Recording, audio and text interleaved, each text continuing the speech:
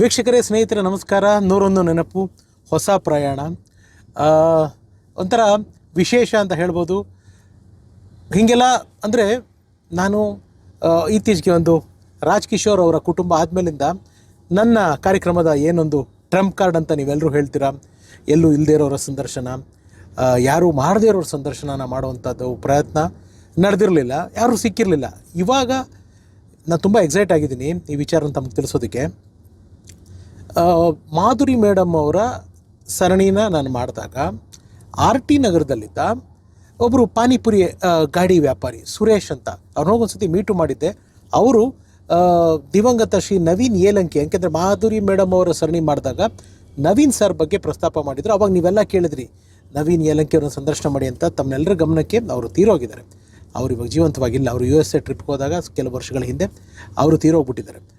ಅವ್ರ ಮನೇನ ಮಾಹಿತಿ ಕೊಟ್ಟವರು ಅಂದರೆ ನನಗೆ ಯೂಟ್ಯೂಬ್ನಲ್ಲಿ ಕಮೆಂಟ್ ಹಾಕಿದ್ರು ಇವರು ಶ್ರೀ ಸುರೇಶ್ ಅವರು. ಹುಡ್ಕೊಂಡು ಅವ್ರ ಅಂಗಡಿ ಹತ್ರ ಹೋಗಿದ್ದೆ, ಒಂದು ಫೋಟೋನು ತೆಕ್ಕೊಂಡಿದ್ದೆ ನಾನು ಅವ್ರ ಜೊತೆ ಹೋಗಿ. ಅಲ್ಲಿಂದ ಅವ್ರು ನವೀನ್ ಏಲಂಕಿ ಮನೆಗೆ ಕರ್ಕೊಂಡು ಹೋದರು. ಅದು ಒಂದು 2-3 ವರ್ಷಗಳ ಹಿಂದೆ ಅಂತ ಕಾಣುತ್ತೆ. ಅವ ಪಾಪ ನವೀನ್ ಸರ್ ಅವರ ತಂದೆ ಬದುಕಿದ್ರು.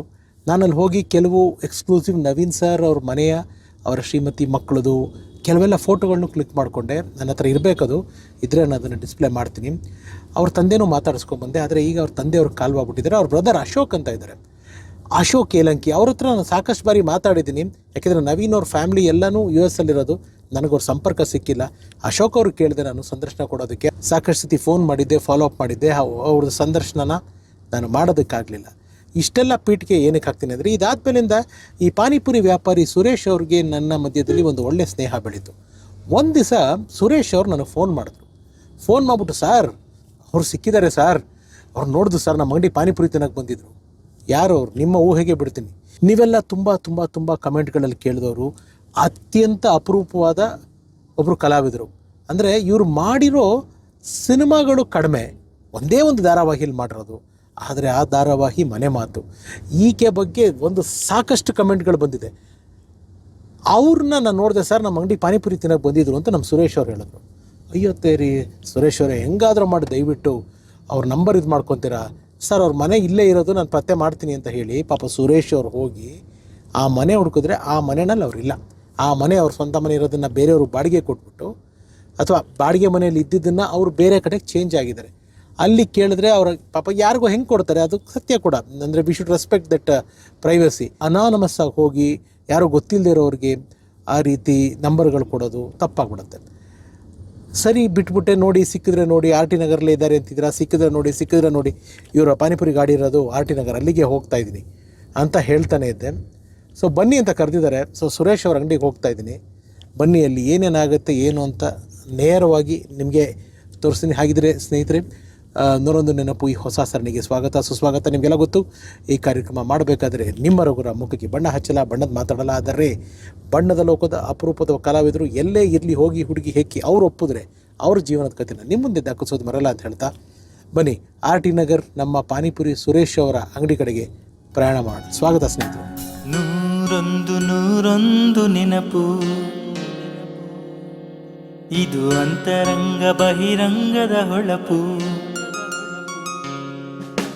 ಹುಟ್ಟಿನೊಂದಿಗೆ ನಮಗೆ ಆ ದೇವರು ಕೊಡುವ ಕಾಣಿಕೆ, ಈ ನೆನಪು.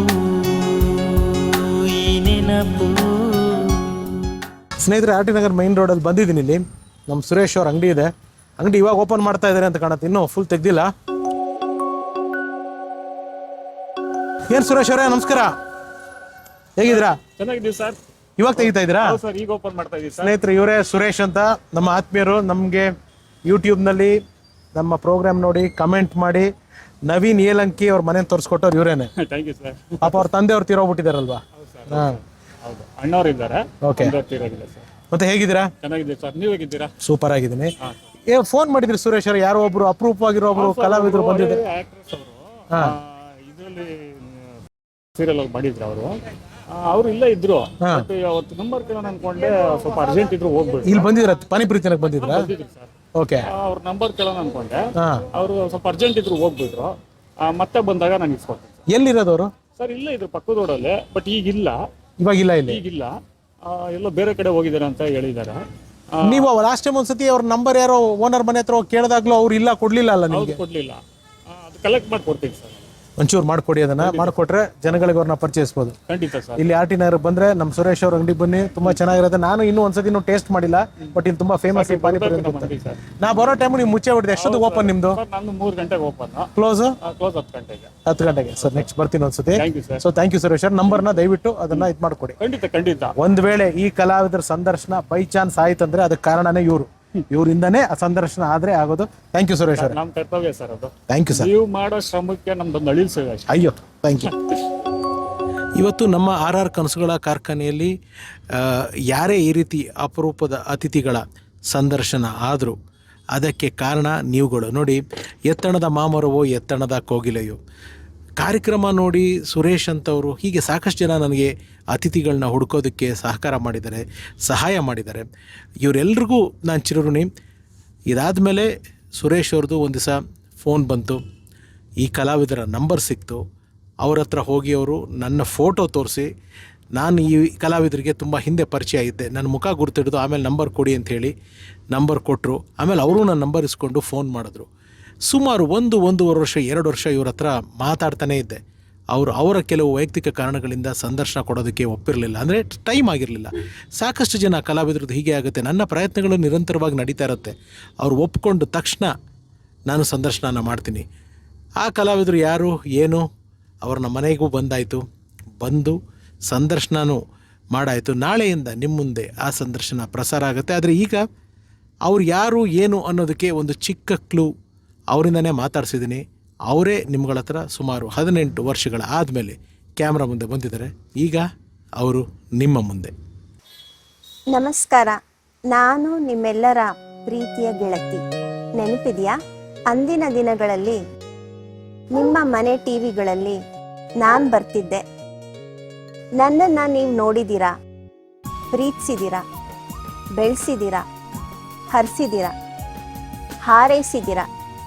ನಾನಂತೂ ನಿಮ್ಮನ್ನೆಲ್ಲ ನೋಡಿ ತುಂಬ ವರ್ಷಗಳಾಗಿದೆ. ನನ್ನ ಬದುಕು, ನನ್ನ ಕತೆ, ಒಬ್ಬ ಕಲಾವಿದೆಯಾಗಿ ನಾನು ಬೆಳೆದ ರೀತಿ, ಇವತ್ತಿನ ನನ್ನ ಜೀವನ ಎಲ್ಲನೂ ನಿಮ್ಮ ಜೊತೆ ಹೇಳ್ಕೊಳ್ಳೋದಕ್ಕೆ ನಿಮಗೆಷ್ಟು ನನ್ನನ್ನು ನೋಡೋ ಆಸೆ ಇದೆಯೋ ಅಷ್ಟೇ ಆಸೆ, ಕಾತುರ ನನ್ನ ಬದುಕಿನ ಕಥೆಯನ್ನು ತಿಳಿಸೋಕೆ ನನಗೂ ಇದೆ. 101 ನೆನಪಲ್ಲಿ ನನ್ನ ನೆನಪಿನ ಊರುಗಳಿಗೆ ನೀವು ನನ್ನ ಜೊತೆ ಪಯಣಿಸ್ತೀರಾ ಅಲ್ವಾ? ಕಾಯ್ತಾ ಇರಿ, ನಿಮ್ಮ ಮುಂದೆ ನಾನು ಬರ್ತಾ ಇದ್ದೀನಿ. ನಿಮ್ಮ ಗೆಳತಿ ಯಾರು ಅಂತ ನಿರೀಕ್ಷಿಸಿ. 101 ನೆನಪು